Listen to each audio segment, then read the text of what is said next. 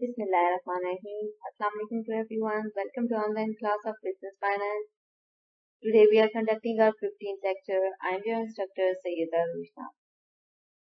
Class, we are going to start a new topic today.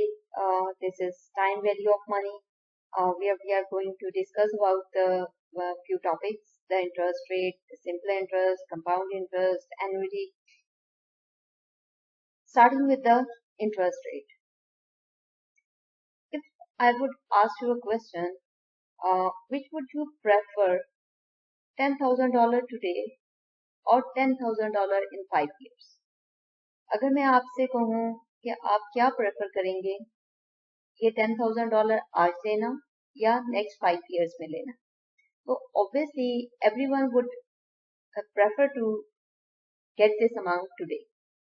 हर कोई ये चाहेगा कि ये अमाउंट जो है उसको आज मिले, ताकि वो इस अमाउंट को कहीं इन्वेस्ट कर सके, ताकि वो इस अमाउंट को से कोई बिजनेस कर सके, ताकि वो इस अमाउंट से जितनी भी अपॉर्चुनिटीज जनरेट हो सकती हैं वो उन अपॉर्चुनिटीज को अवेल कर सके.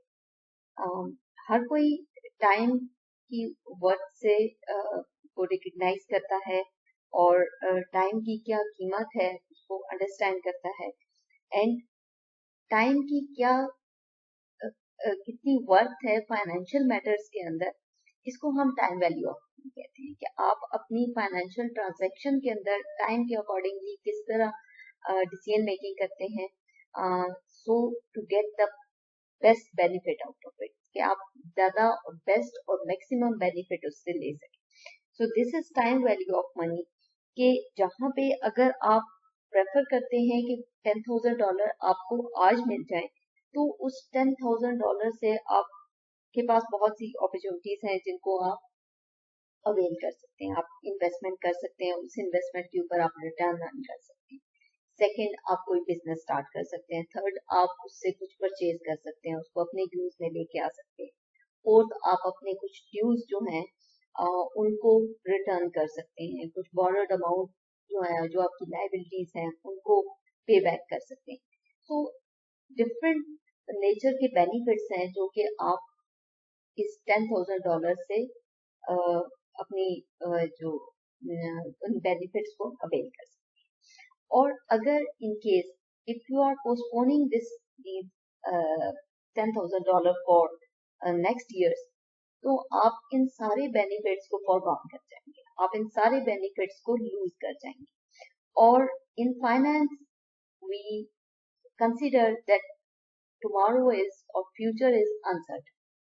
कल का कुछ पता नहीं, कोई भी अनसर्टन इवेंट हो जाता है. Future is always uncertain. कोई डिजास्टर हो जाता है, कोई नेचुरल डिजास्टर, कोई फाइनेंशियल डिजास्टर, कोई फाइनेंशियल क्राइसिस, इकोनॉमिक क्राइसिस, कुछ पॉलिटिकल सिचुएशन खराब हो सकती है, स्ट्राइक्स हो सकती है, जिसकी वजह से आपकी जो अपॉर्चुनिटीज जो आज हैं वो कल नहीं होंगी.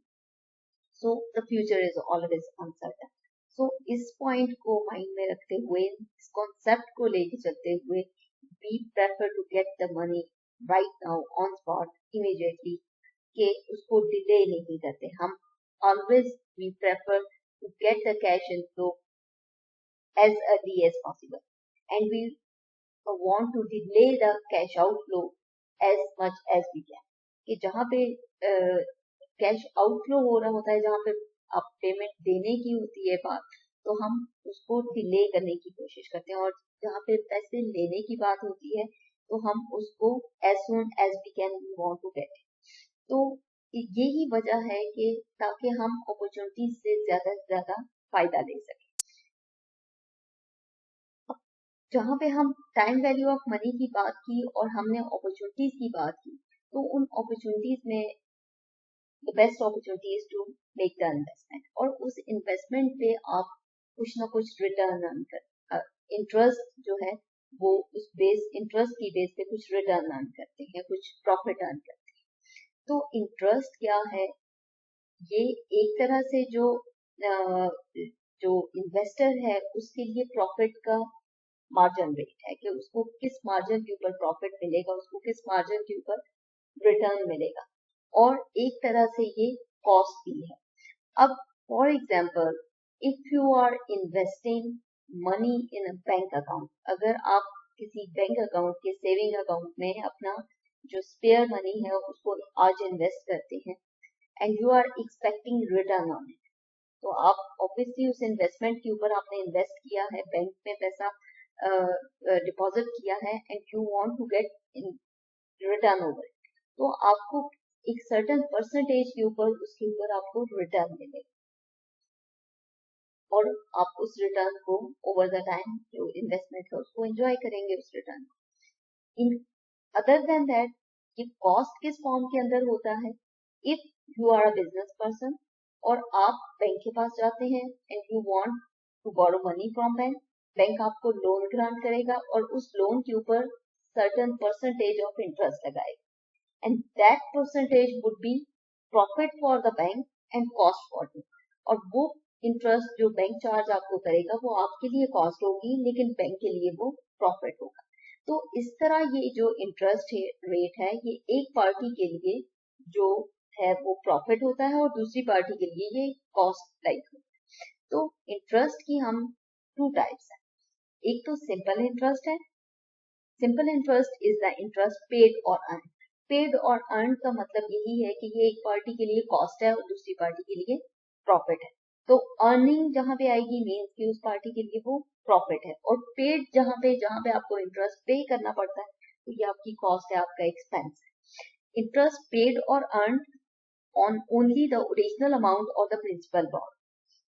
फॉर एग्जाम्पल कि जो आपकी प्रिंसिपल अमाउंट है उसके ऊपर जितना परसेंटेज ऑफ इंटरेस्ट आपको मिलता है एक पर्टिकुलर टाइम पीरियड में वो आपका सिंपल इंटरेस्ट।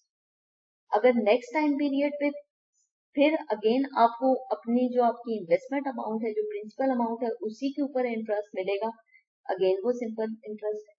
थर्ड टाइम पे भी आपको उसी आपकी इनिशियल ओरिजिनल प्रिंसिपल अमाउंट के ऊपर इंटरेस्ट मिलेगा तो वो अगेन वो सिंपल इंटरेस्ट है। Another type of interest is the compound interest.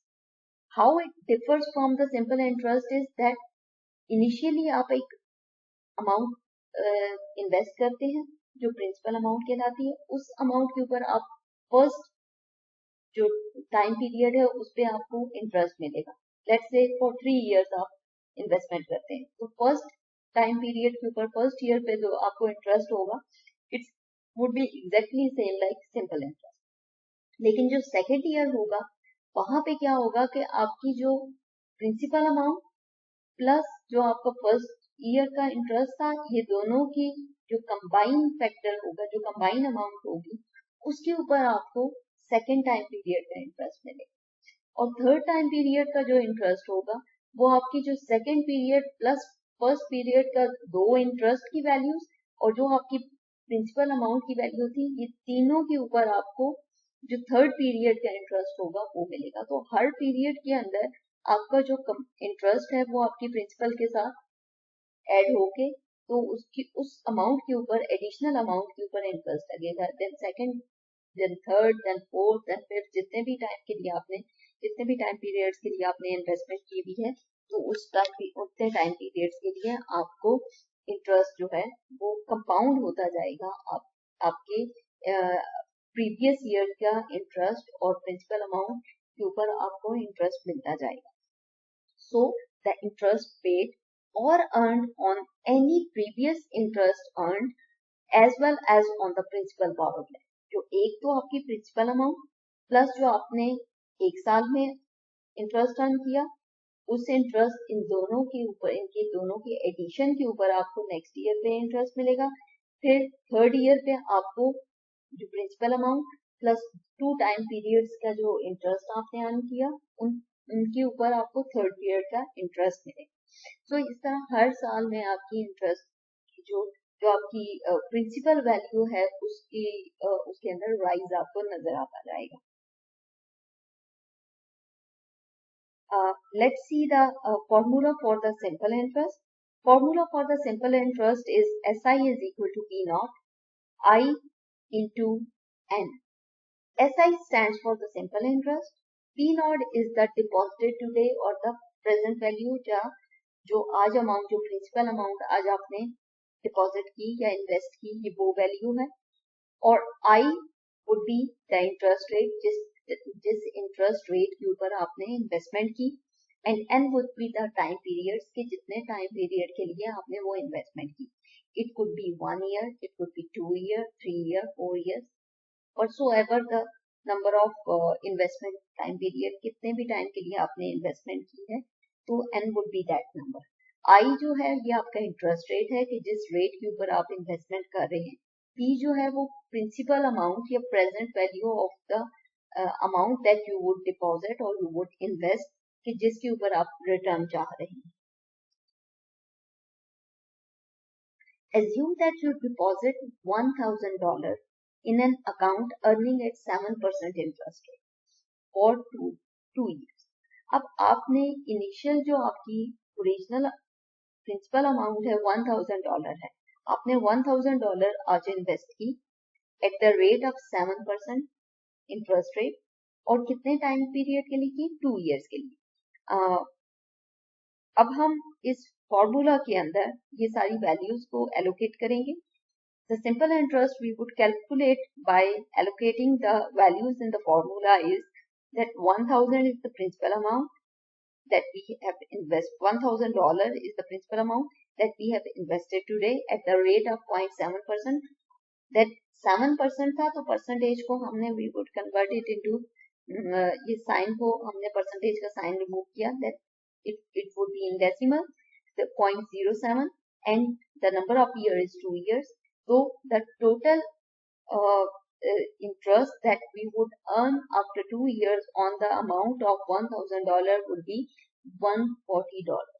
$140 जो हमने अर्न किया $1,000 के ऊपर, ये वो सिंपल इंटरेस्ट है जो कि हमने 2 साल के लिए अपना $1,000 इन्वेस्ट किया और and we have earn $140 on it. अब टोटल अमाउंट आफ्टर 2 years हमारी वर्थ क्या हो गई? अभी जो करंटली हमारे प्रेजेंट वैल्यू थी वो $1,000 थी, हमने 2 साल के लिए उसको इन्वेस्ट किया, $140 हमें मिला, तो टोटल वैल्यू कितनी हो गई? 1,000 प्लस $140. तो फ्यूचर वैल्यू हमें क्या मिलेगी? $1,140. तो फ्यूचर वैल्यू को हम इस तरह इसका फॉर्मूला लिख सकते हैं that future value is equal to P naught, that is this is the principal amount that we have invested today plus जो simple interest हमने अर्न किया इस अमाउंट के ऊपर 140. तो 1,000 plus 140 is equal to 1,140. So this is how we can calculate the simple interest plus we can calculate the worth of our current investment value कि हम future value क्या मिलेगी हमें. So the future value is the value at some future time. It could be after 2 years, it could be after 3 years of a present amount of money or the series of the payment evaluated at a given interest. कि जो आज हमने present amount invest की उसके ऊपर एक given rate of interest जो कि 7% था, उस पे हमने उसको invest किया और कितने टाइम पीरियड? 2 years के टाइम पीरियड के लिए. तो हमारी फ्यूचर वैल्यू जो है वो $1,140 हमें आफ्टर 2 years मिलेगी. अब प्रेजेंट वैल्यू इस प्रॉब्लम के अंदर प्रेजेंट वैल्यू क्या थी? प्रेजेंट वैल्यू सिंपली हमारी $1,000 थी जो कि इनिशियली हमने डिपॉजिट की थी यहाँ पे. सो द प्रेजेंट वैल्यू को if you are going to define it, the present value would be is the current value of the future amount of money. कि जो हमने फ्यूचर अमाउंट ऑफ मनी $1,140 हमें मिला, उसकी जो करंट वैल्यू थी जो इनिशियली हमने डिपॉजिट की, और series of the payment evaluated at a given interest rate कि जिस जो इंक्रीज होके इनिशियली हमने डिपॉजिट की या इन्वेस्ट की और वो at the given rate of interest के ऊपर वो इंक्रीज होके हमारे पास $1,140 में हमें आफ्टर 2 years मिली. Now we are going to compare the simple interest and the compound interest. For example, ये graphical representation है हमारे पास कि क्योंकि हमारे पास 2 types के interest हैं, simple interest है, compound interest है, and तो हम ये देखें जो भी investor होगा जब वो investment करना चाहेगा तो वो investment opportunities जो उसके सामने होंगी and he has to choose the one opportunity which would give the maximum benefit to him. So investor की ये कोशिश होगी कि जिस अपॉर्चुनिटी से उसको मैक्सिमम बेनिफिट हो वो उसके अंदर इन्वेस्ट करे. So for example we as an investor we have three opportunities and three different interest rate with a three different interest rate and two different types of interest. For example, एक opportunity हमारे पास है 10% simple interest की, 10% उसका interest rate है और simple interest. Second opportunity है 7% है at compound interest and third opportunity है 10% at compound interest है. तो हमें कौन सी टाइप ऑफ इंटरेस्ट को चूज करना चाहिए? If we have we are going to deposit और इन्वेस्ट अमाउंट ऑफ $1000 अगर हमारे पास है और हम इन्वेस्ट करना चाहें और हमारे पास ये थ्री अपॉर्चुनिटीज अवेलेबल हो सामने, तो फर्स्ट ईयर में तो ये थ्री अपॉर्चुनिटीज ऑलमोस्ट इक्वल इनका रिटर्न हो. देन 10th ईयर पे देखें तो जो सिंपल इंटरेस्ट एट 10% है और कंपाउंड इंटरेस्ट एट 7% है, ये इक्वल होंगे. लेकिन जो कंपाउंड इंटरेस्ट एट 10% है वो स्लाइटली थोड़ा सा हमें ज्यादा रिटर्न देगा. लेकिन 20th ईयर पे देखें तो हमें क्लियर डिफरेंस नजर आएगा इन तीनों अपॉर्चुनिटीज के जो रिटर्न्स हैं उसके अंदर, जहाँ पे simple interest at the rate of 10% हमें लोएस्ट पे मिलेगा और कंपाउंड इंटरेस्ट एट द 10% हमें हाईएस्ट पे मिलेगा और 7% कंपाउंड इंटरेस्ट मीडियम में होगा.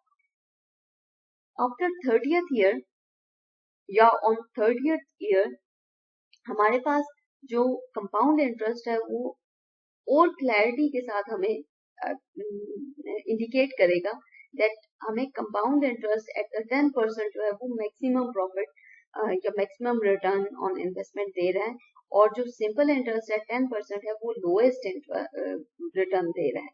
सो इसी तरह जब भी कोई इन्वेस्टर जो है उसके पास different opportunities at different interest rate होते हैं, तो अकॉर्डिंगली वो उसको इवेल्युएट करके and then he would decide कि उसने कहाँ पे उसको अपनी अमाउंट को इन्वेस्ट करना है. Now we are going to discuss about the compound interest.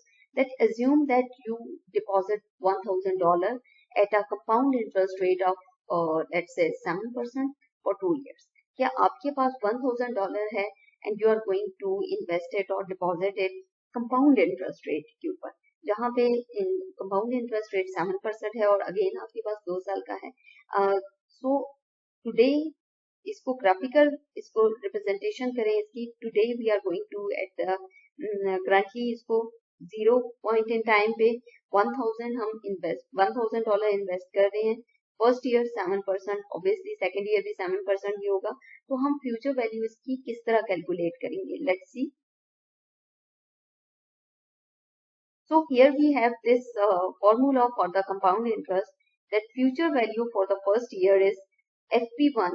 We are going to calculate that after 1 year how much amount I would have if I would invest amount of $1000 today. So P naught is the present value or the principal amount that I'm going to invest or we are going to invest today, जो कि $1000 है. 1 plus I raised to the power n. ये वो formula है जो कि हम use करेंगे कंपाउंड इंटरेस्ट फाइंड आउट करने के लिए. तो यहाँ पे 1000 हमने जो प्रिंसिपल अमाउंट थी या जो प्रेजेंट वैल्यू ऑफ हमने आज इन्वेस्ट किया, plus 1 plus I raised to the power n के जो 1 plus I is the interest rate जिसके ऊपर हम इन्वेस्ट करने जा रहे हैं और raise to the power n 1 है. फर्स्ट ईयर के लिए देखना चाह रहे हैं, तो फर्स्ट ईयर में हमारे पास जो आंसर है दैट वुड बी 1070. मींस कि हमने इस साल में $70 का इंटरेस्ट अर्न किया और $1000 तो जो हमारी प्रिंसिपल अमाउंट या प्रेजेंट वैल्यू ऑफ जो इन्वेस्टमेंट थी वो है. एंड टोटल फ्यूचर वैल्यू जो हमारी होगी वो 1070 होगी. सो compound interest that you earn $70 interest on your 1000 deposit over the first year. अब फर्स्ट ईयर में तो हमने ₹70 की एडिशनल अर्निंग हुई है या रिटर्न हमें मिला है. This is the same amount of interest that you would earn under the simple interest. अब फॉर एग्जांपल यहाँ पे सिंपल इंटरेस्ट में हमने देखा था कि आप 140 अर्न करते हैं, तो ऑब्वियसली ये 2 इयर्स का था, तो इसको डिवाइड करें ऑन 2, तो 70 ही 70 जो रिटर्न है या रेट ऑफ इंटरेस्ट जो हमें मिलेगा आफ्टर 1 ईयर, तो वो 70 ही है. So in both cases first year तक तो सेम होगा, लेकिन डिफरेंस कहाँ पे आएगा जब हम सेकेंड ईयर की कैलकुलेशंस करेंगे, क्योंकि फर्स्ट ईयर में आपने 1000 into 1.07 raise to the power 1, तो आपका 1070 आपको आपकी वर्थ के अंदर इंक्रीज हुआ. अब सेकेंड ईयर के लिए जब हम कैलकुलेशन करेंगे तो यहाँ पे हम present value, instead of using present value we are going to take the future value of first year. तो future value हमारे पास क्या थी, rather than taking 1000 we are going to take 1070. अब 1070 हम यहाँ पे यूज करेंगे और साथ में 1 plus i raised to the power 1, क्योंकि नेक्स्ट 1 ईयर के लिए हमने इसको कर रहे हैं, सेकेंड ईयर में कर रहे हैं, तो यहाँ पे हम यूज करेंगे 1070 and 1 plus i raised to the power again n. So हमने नेक्स्ट ईयर में 1000 की बजाय हमने 1070 जो कि प्रेजेंट वैल्यू थी प्लस इंटरेस्ट जो अर्न किया उसको हमने अपनी प्रेजेंट वैल्यू नेक्स्ट ईयर के लिए रखा. तो यहाँ पे पी नॉट की वैल्यू जो है वो हमारी फर्स्ट जो ईयर की जो रिटर्न्स हैं, जो complete amount of return plus जो आपकी अमाउंट इन्वेस्टेड थी उस वैल्यू को हमने रख के तो हमने कैलकुलेशंस की. इसको हम इस तरीके से भी कर सकते हैं और इसको हम इस तरह भी कर सकते हैं, क्योंकि अगर आपने 10 साल या 15 या 20 साल के लिए किया तो आप इस तरह एक एक साल का अलग अलग कैलकुलेशन नहीं करेंगे. तो हमें कुछ इस तरह करना होगा कि हम इसको जनरलाइज फॉर्म के अंदर फॉर्मूला को लिखें कि हम इस जो आंसर है वो हमारा वन टाइम कैलकुलेशन से हमें पता चल जाए कि आफ्टर 10 इयर्स हमें कितनी अमाउंट मिलेगी या आफ्टर 5 इयर्स हमें कितनी मिलेगी, rather than calculating 1 year 1 by 1 कि एक साल का कैलकुलेशन करें, फिर उस साल का इंटरेस्ट और प्रिंसिपल नेक्स्ट ईयर के लिए करें, फिर उस साल का प्रिंसिपल और इंटरेस्ट फोर्थ ईयर के लिए करें. सो इस तरह एक बहुत ही डिटेल उसमें चला जाता है. तो जो what we are going to do to make it a generalize formula, एक जनरलाइज फार्मूला हो ताकि आप वन गो में एक बार कैलकुलेशन करें और आपको पता चल जाए कि आफ्टर 20 इयर्स कंपाउंड इंटरेस्ट से आपको कितना फायदा होगा, सिंपल इंटरेस्ट से कितना फायदा होगा. तो ये बोथ मेथड से इसको हम कर सकते हैं. We can use both methods, एक एक करके भी कर सकते हैं और जनरलाइज फॉर्म के अंदर भी कर सकते हैं. तो यहाँ पे हमने आपको just to make you understand, यहाँ पे 1 बाय 1 हम ईयर वाइज कर रहे हैं ताकि आपको इस चीज की अंडरस्टैंडिंग हो जाए. अब यहाँ पे हम अगर फर्स्ट ईयर का अलग से नहीं करते, इस तरह भी कर सकते हैं that we have taken this value which is the principal initially invested amount $1000. ये फर्स्ट ईयर के लिए आपने इंटरेस्ट रेट लिया और ये सेकेंड ईयर के लिए जो आपका 0.7% है. तो आप इसकी कैलकुलेशन करें तो अब ये 2 टाइम्स आपने लिखा, अगर ये 3 साल होते तो इसके बाद आप इसको फर्दर भी इनहेंस कर सकते हैं. आप इसको इस वैल्यू को ये 3 इयर्स हो तो ये 3 टाइम्स होगा, 4 इयर्स हो तो 4 टाइम होगा, तो ये मल्टीप्लाई होता चला जाएगा. तो rather than writing it 2 times हम इसको रेज टू द पावर, इसको एक्सपोनेंशियल फॉर्म दे देते हैं और इसको रेज टू द पावर 2 कर दिया. तो आंसर वुड बी 1144.90. अब इसमें 1144 में से 144.90 is the interest amount that we have earn through compound rate of interest for 2 years की इन्वेस्टमेंट में. हमने कंपाउंड रेट जो 7% था उसके ऊपर हमने अर्निंग की है 144.90 इंटरेस्ट की, और टोटल वर्थ में जो इंक्रीज आया है वो है 1144.90. So you earned an extra off 4.90. अब हम अगर इस वैल्यू को कंपेयर करें विद द सिंपल इंटरेस्ट जो कि हमने कैलकुलेशन की थी, दैट यहाँ पे हमने इसको 1140 हमारा रिटर्न था आफ्टर 2 इयर्स, लेकिन कंपाउंड इंटरेस्ट से हमें डिफरेंस ये आया, ये 1144 है। सो एडिशनल 4.90 जो डॉलर हमने अर्न किया वो is it is just because of compounding of interest के जो हमने फर्स्ट टाइम पीरियड के ऊपर कंपाउंडिंग करके सेकेंड की कैलकुलेशन फर्स्ट के इंटरेस्ट और प्रिंसिपल की कंपाउंडिंग के ऊपर की है, तो ये एडिशनल 4.90 उस वजह से है in the second year with the compound over simple interest. So this is how we can calculate the simple interest and we can calculate the compound interest, and this is how it make a clear difference between the simple interest and the compound interest. So general future value formula for ये जो compound interest है उसके लिए we can use it कि first year के लिए future value P naught 1 plus I raise to the power 1, तो second year के लिए हम इसको F P two P naught 1 plus I raise to the power 2.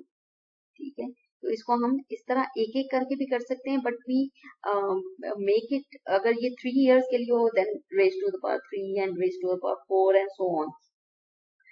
So we can use a general formula for the compound interest. अगर ये 10 साल है तो यहाँ पे n की वैल्यू 10 हो जाएगी and raise to the power 10 हो जाएगा. और सेम फॉर्मूला को हम future value interest factor table से भी गाइडलाइंस ले सकते हैं और इसको कैलकुलेशन कर सकते हैं.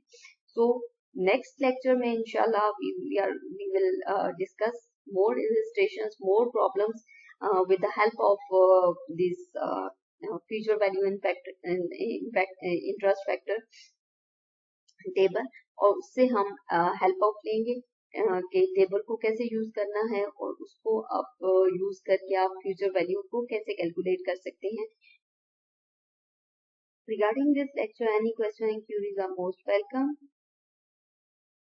Thank you for listening. Allah Hafiz.